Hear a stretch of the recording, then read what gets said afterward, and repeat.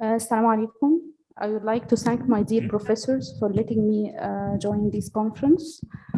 The lecture subject will be about antiproteinuric properties of diuretic and what's new. The main objectives, we will speak about the effect of the albuminuria on the progression of the kidney disease, the beneficial effect of different diuretics over proteinuria. Can diuretics be considered as a single agent or in combination to the RAS blockade as an antiproteinuric? And of course, my dear professors already spoken about sodium glucose transporter 2. Can they be considered as diuretics or not?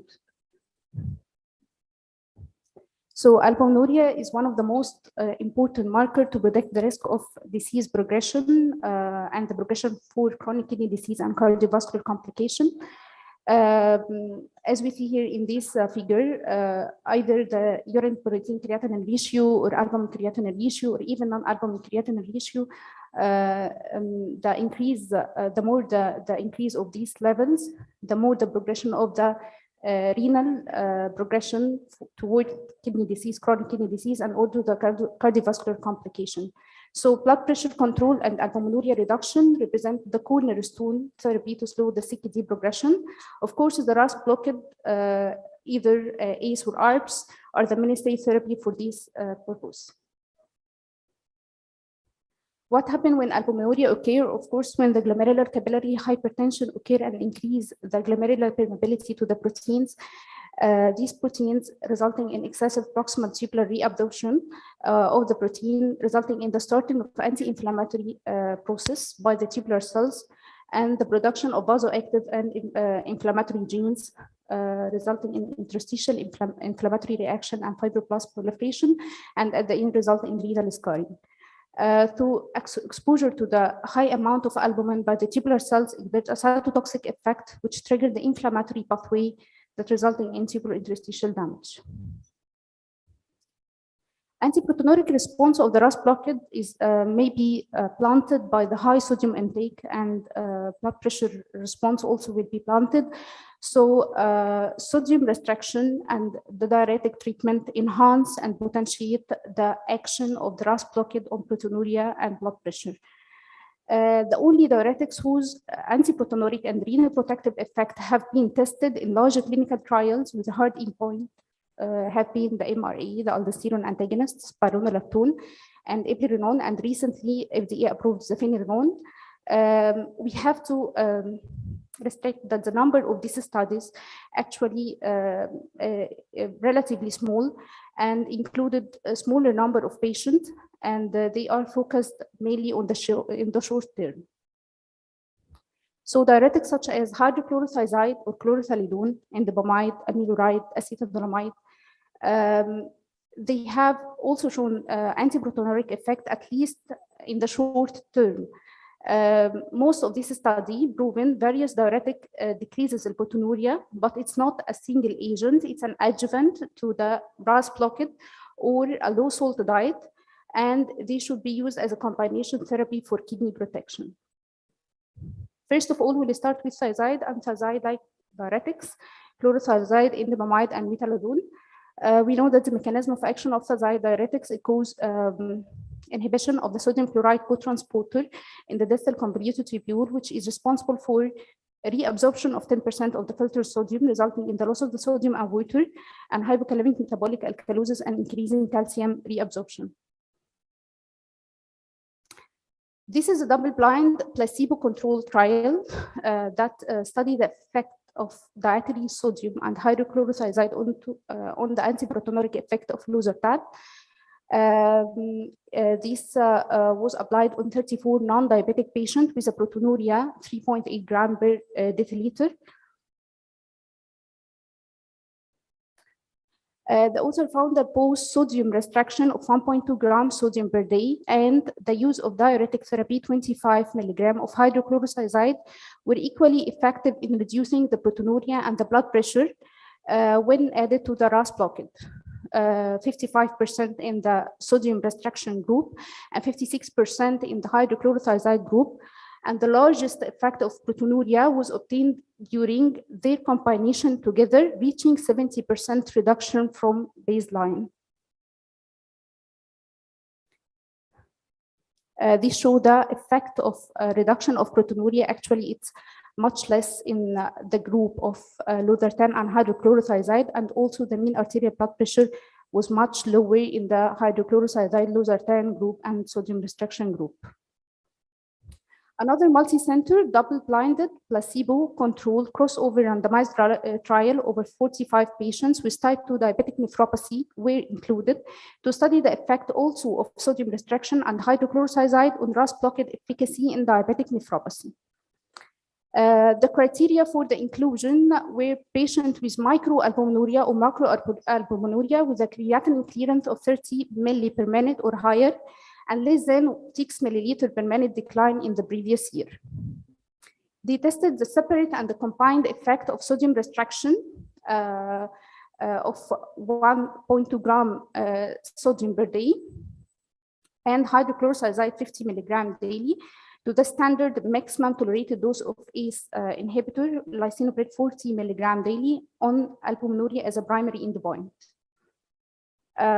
They follow the patient for 6 weeks, and then they shift the patient group with placebo in sodium restriction and group receiving hydrochlorothiazide with sodium restriction and placebo with regular sodium, and then they shifting this group to a group with hydrochlorothiazide with a regular sodium and placebo and sodium restriction and so on, and then they study the effect of this on albuminuria. They found that the sodium restriction group and the group with hydrochlorothiazide together with the ACE associated with the more level of reduction of albuminuria. And also for the systolic blood pressure is much more lower in the sodium restriction and hydrochlorothiazide group together with ACE. And even for the diastolic blood pressure the same. So both sodium restriction and hydrochlorothiazide significantly reduced the albuminuria irrespective of the sequence, 44 in the sodium restriction group and 39% in the hydrochlorothiazide group. And this reduction was greatest when they combined together 57% albuminuria decrease. Finally, this is a multi-center, open-label, randomized, one-year prospective trial on 102 CKD patients with hypertension and overproteinuria from 9 centers. And they studied the impact of the combined losartan and hydrochlorothiazide on proteinuria in a patient with chronic kidney disease and hypertension. Patient either losartan group alone 50 milligram or in combined to hydrochlorothiazide 12.5 milligram per day. And the primary outcome was a decrease in the urine protein creatinine ratio. They follow these patients for 1 year, assessment every 6 months. And as regards the blood pressure, actually in these studies, there is no significant difference between the losartan group and the combined losartan and hydrochlorothiazide group. But in the urine protein creatinine ratio, of course, there is a marked and significant reduction of urine protein creatinine in the combined group in comparison to the losartan group alone. The significant greater degree of urinary protein creatinine ratio reduction was observed in the group in the patient who received the combined hydrochlorothiazide with the losartan without a significant difference in the blood pressure between the both groups. This is the retrospective cohort study which is done in Canada and Ontario of a 66 years old or older patient with diagnosed hypertension. They follow up these patients as a treatment of the hypertension. Those patients receive this is done on 82,000 patients, 3,344 receiving chlorothalidone and 211 patients prescribed hydrochlorothiazide. And it's a retrospective, they follow these patients. For the adverse kidney effect, which of both groups has a more 30% decline of estimated glomerular filtration rate or need for dialysis or even kidney transplantation. And we follow this patient for the cardiovascular event in the form of MI or coronary revascularization, heart failure, and AF, or all-cause mortality and electrolyte disturbance such as hypokalemia, hyperkalemia, and hyponatremia. So as we see here, the estimated GFR decline was more noticed in the chlorothalidone group than in the hydrochlorothiazide group. And also the patient need dialysis and kidney transplantation, much noticed in the chlorothalidone, more than that of the hydrochlorothiazide group. The cardiovascular event and the mortality and the risk of mortality was observed in the chlorothalidone more than that of the hydrochlorothiazide group. The hypokalemia is much more in the chlorothalidone than the hydrochlorothiazide, but no difference between them in the hyperkalemia and the hyponatremia side effect. This is the summary of the main study that evaluated the antiproteinuric properties of the thiazide-like diuretics and the thiazide diuretics for your reference. And all this study actually showed that the effect of the thiazide is maybe added as a potentiating the effect of the RAS blockade as antiproteinuric maybe came from the increase the sodium excretion or decreasing the sodium reabsorption and decreasing the glomerular interglomerular pressure, which may potentiate the effect of the RAS blockade, but at the same mechanism that the low sodium diet do. So we have to first of all, to individualize according to the patient profile, the metabolic side effect of these agents, and also the other potential long-term effect of the thiazide exposure. Of course, most of this study were done on a low number of patients or small number of patients. We required a much more large number of patients and for a long period of time. Then we will come to the loop diuretics, and as we know that the loop diuretics cause inhibition for the sodium potassium chloride channel in the ascending loop of the Henle, ascending part of the loop of the Henle, and result in the loss of the sodium and hypokalemic metabolic alkalosis and increasing of the calcium loss. Only there is a few studies which analyze the potential antiproteinuric properties of the loop diuretics when combined to the standard RAS blockade, and the antiproteinuric effect is achieved when effective decrease in the extracellular volume is achieved, leading to a transient kidney function impairment. There is no sharp evidence if either thiazide or loop diuretics per se capable of lowering proteinuria, rather than, as we said before, it's potentiate the effect of the RAS blockade by making interglomerular pressure more RAS dependent, and this is the same that low salt diet do. This is a multi-center prospective open label crossover study, which is a 3-period of 6-week controlled study on 18 patients with a proteinuria more than 1 gram to study the effect of the diuretic as a combined therapy to the ACE and ARBs on the proteinuria. They exclude the patient with serum creatinine more than 2.8 or serum creatinine level increase more than 20% after the introduction of the RAS blockade, or the systolic blood pressure less than 110 or more than 140. And they divide these patients randomized into a group with combined ramipril 5 mg and valsartan 80, or ramipril 10 mg and valsartan 160, or combined both of them with a furosemide dosage from 20 to 120 to reaching the goal of the blood pressure less than 130/80. And they found that the urine protein creatinine ratio and the 24-hour urinary proteinuria is much more lower in the combined group of the ramipril and valsartan and furosemide group. Also, the mean arterial blood pressure is much more lower in the ramipril, valsartan, and furosemide group. We will come then to the aldosterone antagonist, the MRAs, spironolactone, epinephrine, and epinephrine. The use of them in reducing the proteinuria is an adjuvant therapy to the maximum tolerated dose of the ACE and ARBs. The MRA has a double effect. It's a natriuretic. It causes an inhibition of the aldosterone receptor, which is found in the collecting duct, resulting in increasing of the sodium excretion, and hyperkalemia sometimes may occur, and some risk of acidosis. Decreased proteinuria may be achieved through the RAS inhibitory effect, which in turn may be stimulated by the natriuretic effect, increasing the RAS dependence. MRA also has a beneficial effect against kidney disease by affecting different cell types, causing a decrease of the macrophage infiltration and decreasing T cell activation, reducing podocyte damage, smooth muscle relaxation, promote endothelial vasodilation, and reducing fibroblast proliferation.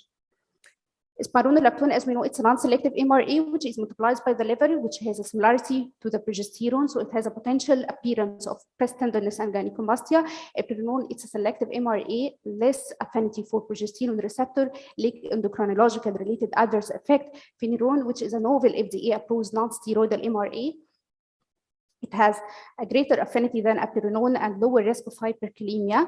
And also it has a pro-inflammatory and pro-fibrotic gene expression. Less pro-inflammatory and pro-fibrotic gene expression, and has an anti-fibrotic efficacy observed in the preclinical models. It's known by Kerendia, and it's about $600. This is a summary of the main studies which is evaluated the antiproteinuric properties of the aldosterone antagonist, and we will speak about the phenurone, which is recently FDA approved. This study showed the effect of the phenurone on the chronic kidney disease and type 2 diabetes. It's a phase 3 trial. It's a double-blinded trial. Previously mentioned by Dr. Hayam Hiba, it's randomized 5,734 patients with CKD and type 2 diabetes to receive phenurone or placebo, and they classify the patient and divide the patient in two groups with an estimated GFR from 25 to 60, or estimated GFR from 25 to less than 75, and a level of the albuminuria from 30 to less than 300 or from 300 to 5,000. And they follow these patients first at the first month, and then every 4 months after that, in comparison to the placebo. For the primary outcome, which is the presence of the kidney progressions or the kidney failure or sustained decrease of the estimated GFR more than 40%, and the secondary composite outcome, including cardiovascular events, increased risk of mortality, and also the albuminuria. Actually, the primary outcome and the secondary outcome was much lower in the phenurone group than in the placebo group. It's a median follow-up for 2.6 years, and the primary composite outcome, including kidney failure and sustained decrease of at least 40% of estimated GFR from the baseline, or this from kidney cause, was occurred only in 17% of the phenurone group in comparison to the placebo 21%, with a significant difference. And more patients, we have to take care that they may exhibit a hyperkalemia leading to drug discontinuation. Also, phenurone was associated with a 31 greater reduction of the urine albumin creatinine ratio from the baseline to months 4 than the placebo. We have to know that, and we say that the phenurone has an anti-fibrotic effect, and it, like previously told by Dr. Hayam, it has an anti-fibrotic effect, especially in diabetic kidney disease patients. Beyond this, we have to know that the MRA also decreases the morbidity and mortality in patients with heart failure and reduce ejection fraction, and also it's effective in the management of resistance and refractory hypertension, and has a positive endovascular effect of phenurone, which resulting in rebuilding vascular integrity and preventing development of vascular remodeling. Amiloride and trimethylene. Amiloride, of course, it causes inhibition of the sodium epithelial sodium channel of the distal nephron, and so it's decreasing the proteinuria by this way. And also, we have to know that the amiloride causes inhibition of the urokinase type plasminogen activator. This is a case report of a patient with Fabry disease who already was on a maximum tolerated dose of ACE and direct renin inhibitors, and his proteinuria didn't much decrease in this patient. So they add amiloride 5 milligram, and it caused a marvelous improvement of the proteinuria in this patient. And they study the effect and the pathophysiology of the Fabry and the amiloride, because amiloride causes inhibition of the uroplasminogen activator receptor, which is integrated in the integrin activations, and this integrin resulting in podocyte contraction and podocyte detachment, and resulting in proteinuria. So amiloride inhibit this mechanism, and by this way it decreases proteinuria, which is involved in the pathway of the Fabry disease. Of course, more studies should be done on this to know the effect of the amiloride on proteinuria. Another comparative study of the different antiproteinuric effect of different diuretics. This is a 21 patient with CKD 1 to 3 with a urinary album creatinine more than 300 milligram per gram, and they were already on the RAS blockade during the last 3 months before the inclusion criteria, and they were randomized to one of each group receiving spironolactone 25 and group receiving hydrochlorothiazide 50 milligram, and group received hydrochlorothiazide plus amiloride, and they followed this patient for a 4-week period with a washout period. Yes.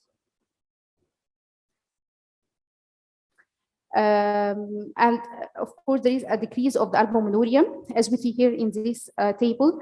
The albuminuria decreased in the spironolactone and in the hydrochlorothiazide group, but a much lower decreasing of the urine album creatinine ratio with the combination of the hydrochlorothiazide with amiloride with a 56 reduction of the albumin in comparison to the spironolactone alone or the hydrochlorothiazide alone. Lastly, the sodium glucose transporter, I will not speak about because my dear professors already spoke about in their lectures, but we have to know that it's either it can be considered as a diuretic or not. Of course, it increases sodium reabsorption, it's causing inhibition of the sodium glucose transporter 2, which prevent glucose and sodium reabsorption. They may act as an osmotic diuresis, resulting in decreasing of the blood pressure and the weight loss.